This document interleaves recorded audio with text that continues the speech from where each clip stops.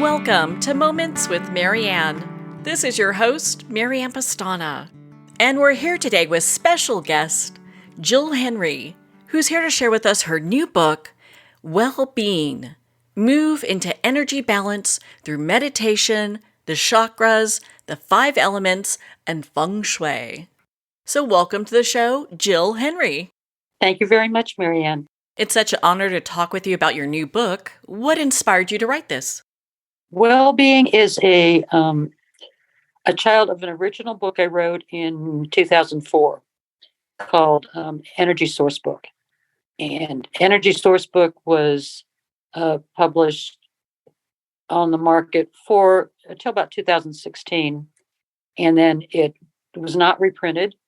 And through a series of interesting circumstances, I ended up contacting Llewellyn Publishers again, and they sent me a new contract to totally revise the first book and come out with a new book called Well-Being. Well, I'm so glad we're here talking about this because it seems that the topics that you have in your book are pretty much evergreen, especially when we talk about stress and understanding the energy of stress. They're more so relevant today, I believe, than they were actually 20 years ago. I think there's more, people are more aware of the stress in their lives, and they're more aware of maybe there's something I can do about it rather than, oh, I'm stressed. Well, yeah, you're stressed, and let's see if there aren't some things you can do to de-stress that don't involve changing your husband or your workplace. Life is stressful right now, but there are a number of things you can do to de-stress your life. Well, you start off the first chapter by talking about coping strategies for stress and change. So, how do we identify really what's stressing us out? I think a lot of people may have an idea, but maybe some of us don't. So, how do we know what's stressing us out and how to change it? The first step is to become aware of your thoughts. And that comes a little bit later than the first chapter, but it is to become aware of your thoughts and not react to your thoughts. Because stress is an emotional reaction to something we're thinking. And most of the time, we're thinking about the past or the future. We're thinking about the past and what he said to me and what she said and how that day went, or we're thinking about the future and about I'm not sure I can get this done in time, or I wonder if my child is okay. We don't settle, and we follow those thoughts into emotions, and those emotions stress the body. So that's probably 80% of our stress is emotional. Then there's also the stress of a car accident, an illness. That's also induces stress. And there's even ways to be well even if you are ill. It goes back to our thoughts and whether we react to them or not. And I like how you talk about, it could be something as simple as our breath. And I think a lot of times people don't think of that. The book Well-Being has over 50 exercises, and we name them practices rather than exercise, because exercise has this connotation, oh, I have to exercise now. A practice is something that you do so that you can that you enjoy doing, that enhances your life. So there's over 50 different practices that ultimately, from one advantage or another, decrease stress. From one viewpoint or another, decrease stress. Bottom line, physically, our bodies are when stress physically injures our bodies, whether it's mental stress, physical stress, or emotional stress. And the cells under stress curl up. They don't function frequency-wise harmoniously. Under relaxation, the cells open. You can think about it in terms of a flower that curls up in the dark and opens up in the sun. That our goal is for open cells. I just went really deep there. What question do you have to get us out of that depth? And Yeah. I think the next question I have for you is really about understanding our perceptions and the power that that has. So I know you talk about that in your book. Can you share a little bit about that with us? Absolutely. Perception is what makes stress. And perception is so different for so many different people. One person, the cliche about perception is one person loves to ride a roller coaster and comes off invigorated. The other person comes off with the adrenal systems flowing, scared to death. It's the same circumstance, but it's our perception of it that's different. So something is stressful to one person, but not stressful to another. Those perceptions, and boy, I really don't want to go real deep on this, but those perceptions come from or perceptions from early childhood. Early childhood. I can remember I for years and years I was really got fearful when it would start raining. And I can remember as a little child being just really scared and running into my parents because I could smell the rain and say, "Oh my goodness, it's going to rain." And then my mother mentioned to me that when I was like 2 weeks old, she was heading out of the house with me, and she opened a black umbrella over me, and I started screaming. That's a perception that was associated with rain. It doesn't matter where the perceptions come from. That was just an example. What matters is for me to recognize that I might always, when it starts to rain, have a little bit of a thought about that subconsciously. But if I look at the thought, I don't have to react to that anymore. It's reaction to our perceptions. It's like we're uncovering an onion here.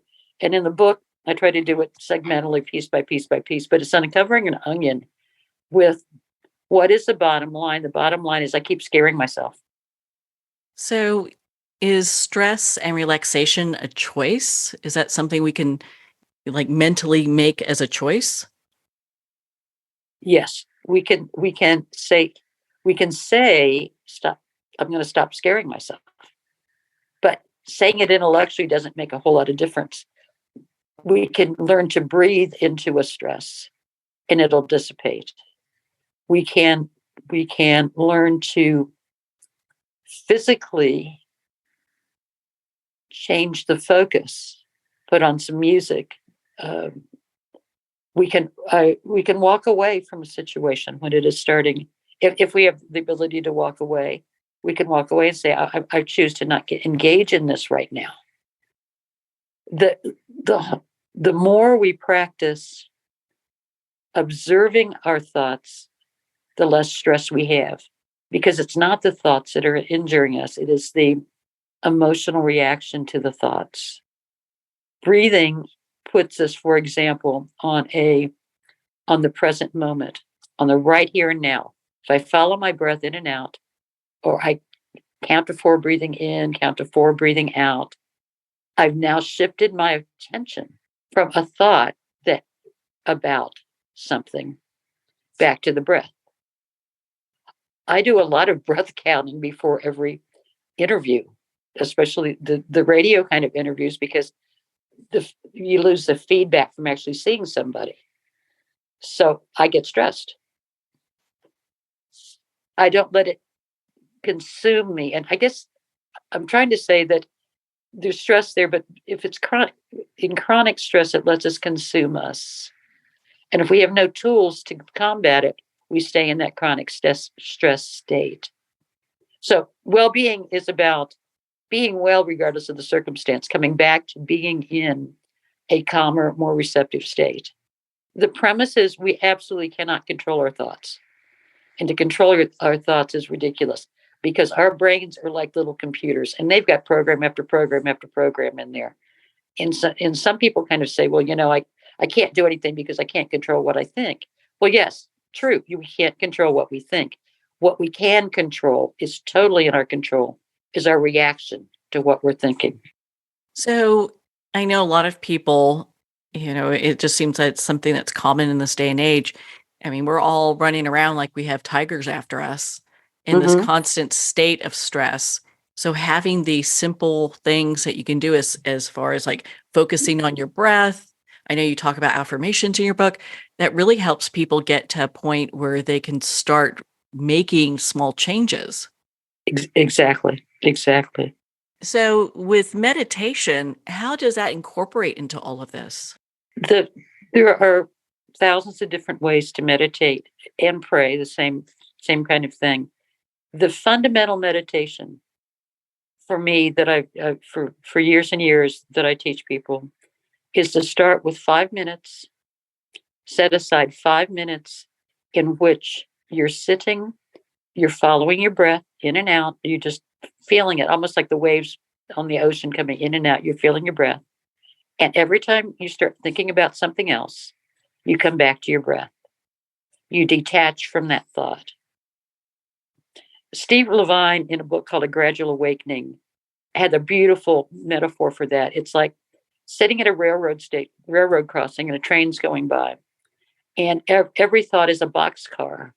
And we're sitting waiting for the train to finish, and all of a sudden we jump into a boxcar.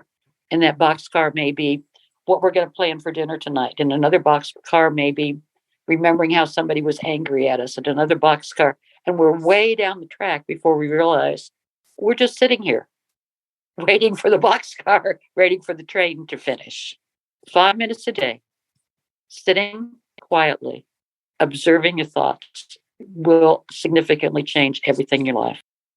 In your book, you have so many resources that people can use to work through meditation, which I was real impressed with. Or like one or two that you'd like to share with us? The, the first one is what we talked about, it's called mindfulness meditation, just sitting for 5 minutes.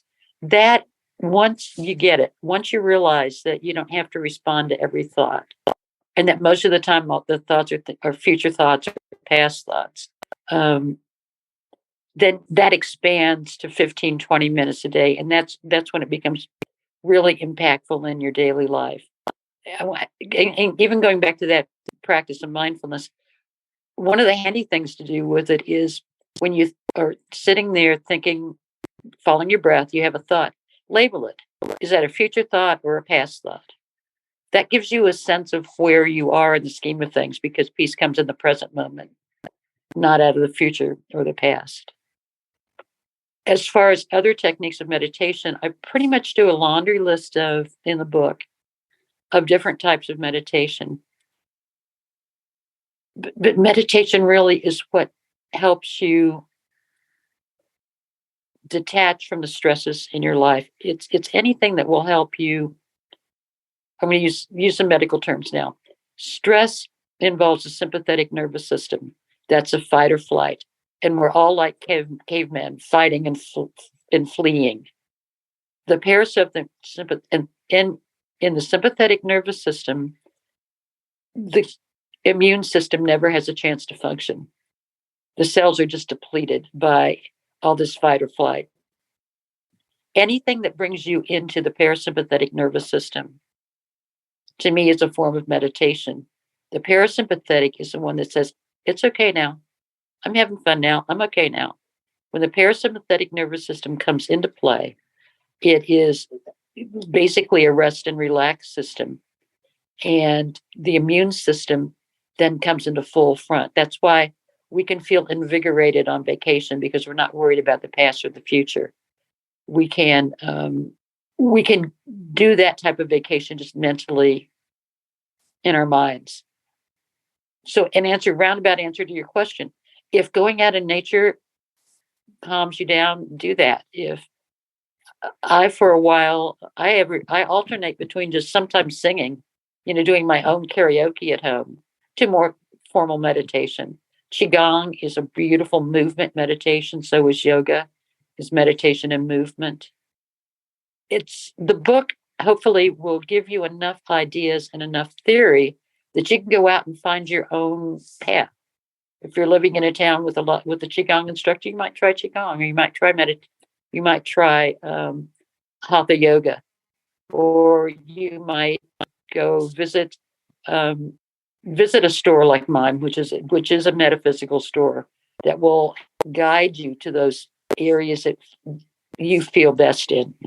In your book, you share about the energy of the chakras. And I think we're in such a great period of time where really science has proven that we're all energy. And to look at our chakras as in that context, I think gives us a lot of, I think, affirmations in many ways to how to take care of the energetic body, but also how we should also be taking care of our chakras.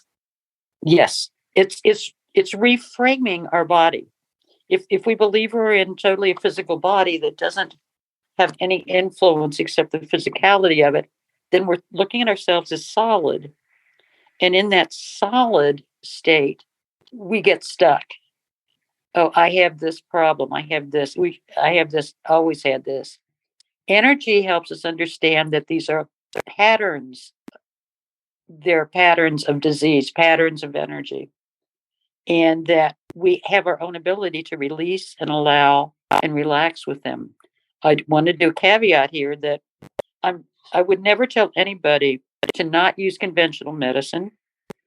I would never tell anybody to change their religion. Conventional medicine and your religion and your spirituality are what's right for you. I will say that looking at the body and mind as a frequency rather than a solid is compatible with all religions and does help as an adjunct way to let the body help itself if you're in a state of dis-ease, not disease, dis-ease, disease, because going back to it, the immune system is what heals us. And all interventions in healing ultimately result in the immune system functioning well enough to heal. So there, I didn't mean it to sound like I was dictating something. That's No. not.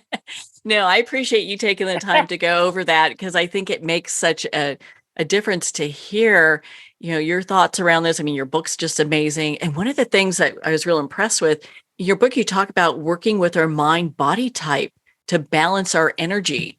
So what does that mean? That is out of Ayurvedic medicine. Um, and in India, in centuries ago, Ayurveda, Vedic medicine started looking at the body not just to cure the physical body, but to look at it as a mental type also, so that the body mind type is a combination of our emotions and our body. Vata has too much energy in the solar plexus, that's its chakra. And Vata is usually a person that is really stressed out and angry. Chakra is a fiery energy. So, one of the ways to help that is the meditation to calm down or to eat foods that calm the fire. Fire foods are like wheat and grains. Calming foods are the water foods, more melons. And that's just a really quick, brief example. I go into detail in the book, but that is looking at not I've got this problem with my digestion, but look at the whole thing. Look at the nutrition, look at everything look at what you're thinking, look at what you're worried about. Because if the body is frequency, and science right now is saying it's not solid, it is all frequency, then the goal is to make these frequencies harmonious to work together. And that means it's got to be mind and body, mind, emotions, and body working together. Because there's so many just nuggets and jewels within your book. I mean, I understand it's balancing the energy of your environment. I mean, there's lots of different things we have to take into consideration. There is, and probably the biggest thing, one of the bottom lines of the book is to allow people to understand that all of us are more powerful than we thought, and powerful in a good way. It isn't that we are helpless victims of a harsh environment. Now, we can be victims of a harsh environment, but even in then, we're not helpless. Even in then, we still have, in the harshest environment, if you read some of the Viktor Frankl's book of his time in a concentration camp, even in the worst environment, he was able to survive through his own mind, through his own emotions, through his own meditations. So it frees us to look at what we can do and take that responsibility for what we can do rather than handing it totally over to somebody else. Hand it over well enough that, yeah, I'm going to go to a doctor if I'm sick. That's a no-brainer. However, I'm not just going to wait on that to be fixed. I'm going to look also at what I'm doing. There's a Cherokee story about a young brave who goes out in the woods to hunt, and he's hunting and he shoots himself in the foot. First thing he does is he goes to the emergency room and he gets the arrow taken out of his foot. Second thing he does is he goes to the herbalist, the wise woman, and she fixes up the herbs and the medicines he needs to heal his foot. The third thing he does is he goes to the shaman to find out why he shot himself in the foot. I think that's important to understand it from all aspects. And one of the things in your book, you talk about beliefs or paradigms of encapsulated energy in the quantum field that affect our well-being. And I think that ties in so nicely with your story, and love for you to expand on that because, my goodness, they play such a huge part in what we do.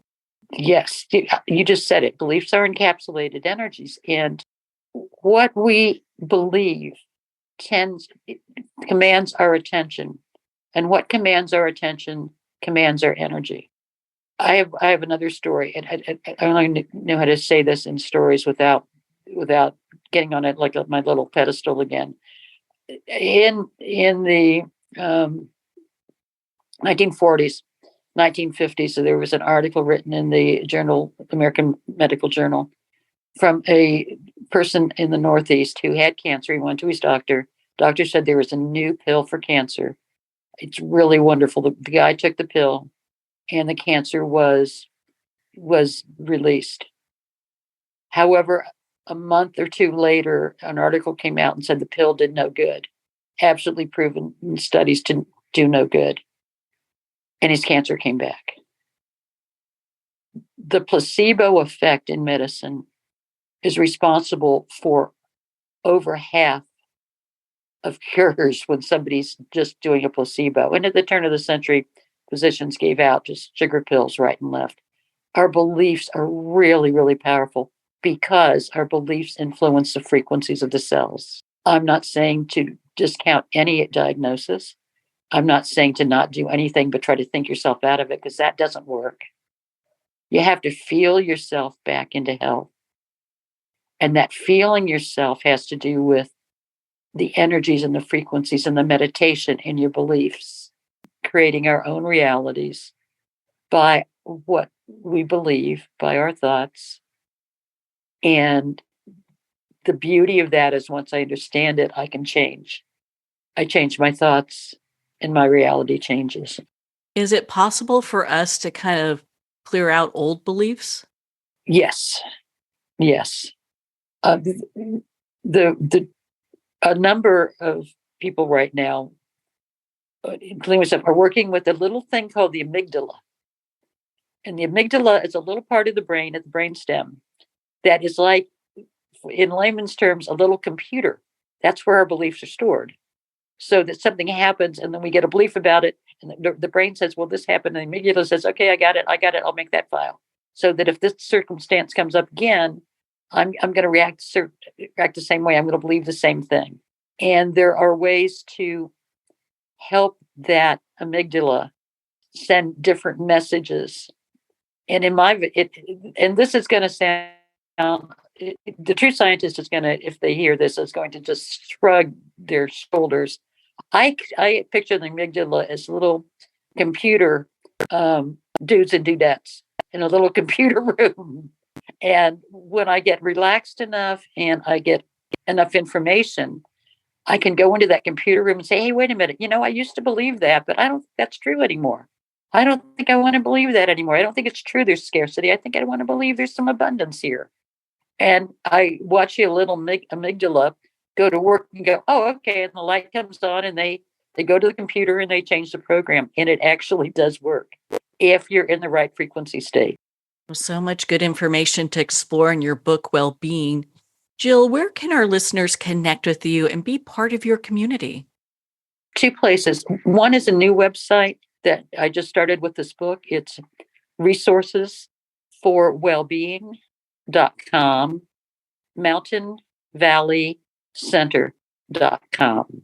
Well, Jill, thank you so much for taking the time to be on the show with us here today. I appreciate your invitation. Well, thank you, Jill. It has been such an honor to spend this time with you and to talk about your new book, Well-Being. Well-Being's available at Amazon, Barnes & Noble, and everywhere books are sold. And if you don't see it on the shelf, just ask for them to order it. And remember, please support our indie bookstores. Well, on that note, we're going to pause here for a quick moment, and we'll be right back after these messages.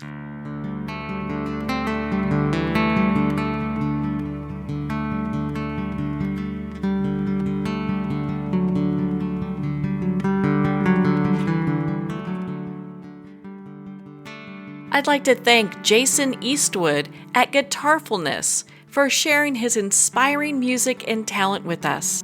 His music is known worldwide for cultivating atmospheres of harmony, inner peace, and clarity. Visit Jason's website at guitarfulness.com. Join his newsletter, be part of his community, and download his music.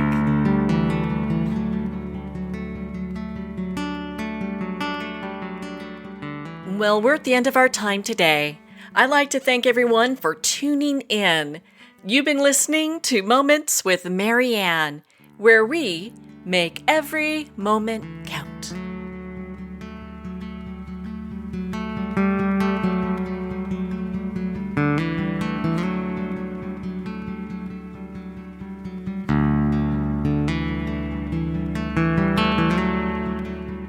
In a single moment, your life can change. Moments with Marianne is a transformative hour that covers an endless array of topics with the best of the best. Her guests are leaders in their fields, ranging from inspirational authors, top industry leaders, and business and spiritual entrepreneurs. Each guest is gifted and a true visionary. A recognized leader in her own work, and while teaching others to develop, refocus, and grow, Marianne will bring the best guest and sometimes a special surprise. Don't miss this. You never know just which moment will change your life forever. Make sure to tune in and visit momentswithmarianne.com for more information.